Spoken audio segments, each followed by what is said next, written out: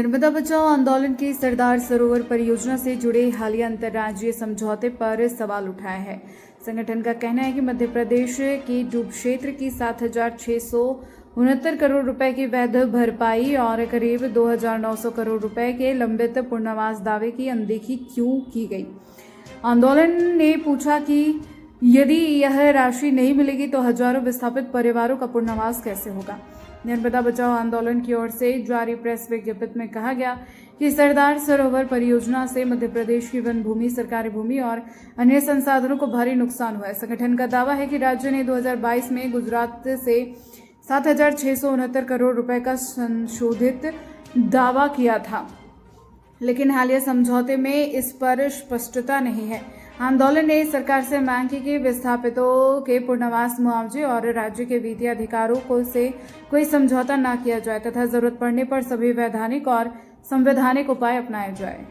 अभी अभी जो बड़ी खबर आई है सभी अखबारों में और मीडिया में, वो है दिल्ली में केंद्रीय गृह मंत्री और जल संपदा मंत्री के मध्यस्थता से सरदार सरोवर से प्रभावित 4 राज्य मध्य प्रदेश, महाराष्ट्र, गुजरात और राजस्थान लाभान्वित है।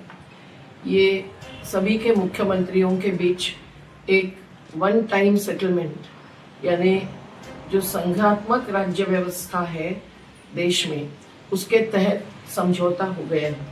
और उस समझौते में ये निर्णय आया है कि महाराष्ट्र और मध्य प्रदेश में जो मांग की है, जो डूबग्रस्त वनभूमि शासकीय भूमि के लिए भी है और पुनर्वास के उर्वरित कार्य के लिए भी है, वो सब खारिज करके उल्टा मध्य प्रदेश को 550 करोड़ रुपए देने पड़ेंगे। और महाराष्ट्र के मुख्यमंत्री ने कहा है कि हमको 27 करोड़ रुपया देने की मांग हुई है। अब ये सब धक्कादायक है क्योंकि विवाद तो कई वर्षों से चल रहा है।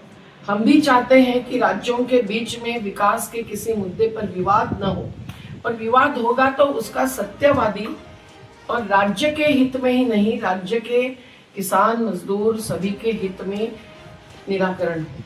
लेकिन ऐसा नहीं हुआ है।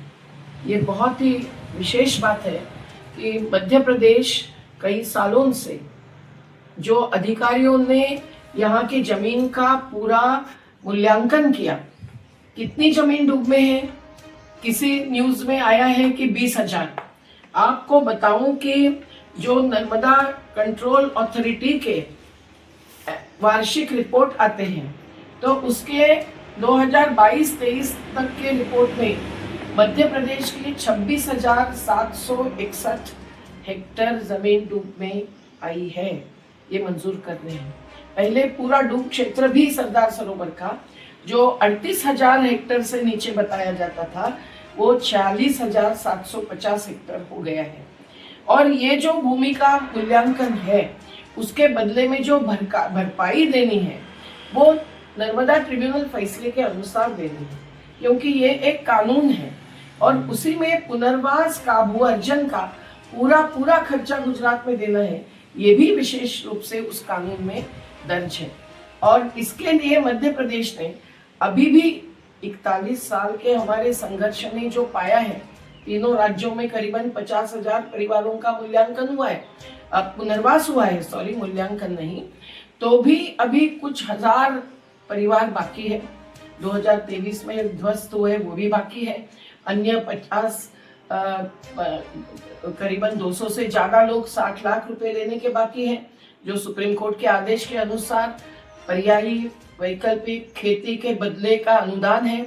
गृह निर्माण के लिए अनुदान 5,80,000 सैकड़ों लोगों को देना बाकी है और घर प्लॉट भी कई लोगों को देना बाकी है। पहाड़ के अलीराजपुर के जिले के आदिवासियों से लेकर दलित, श्रमिक, गरीब सब इसमें शामिल है। और इसके लिए मध्य प्रदेश ने 2,900 करोड़ रुपए मांगे हैं। ये भी खबर अभी अभी आई थी। और इसके ऊपर जो हर बैठक में नर्मदा कंट्रोल अथॉरिटी की चर्चा होती रही है, उसमें हर बार यही आया कि हमने मध्यस्थता नियुक्त की है। तो मध्यस्थता के जो सदस्य रहे, उसके लिए गुजरात के अधिकारी, मध्य प्रदेश के अधिकारी यहाँ आकर पूरे गोपालपुरा वगैरह गांव में पूरे मुलाकात करके गए और उन्होंने एक साथ निर्णय लिया था। और फिर अचानक एक बार निर्णय आया कि 10,000 करोड़ रुपया मंजूर हुआ है, वो मैं आपको बताती हूँ। और फिर दूसरी खबर आई कि 7,388 करोड़ रुपया मध्य प्रदेश को देना मंजूर हुआ है। और अभी खबर ऐसे कैसे कि ये सब मांग नामंजूर की है और 550 करोड़ मध्य प्रदेश को, गुजरात को देना है।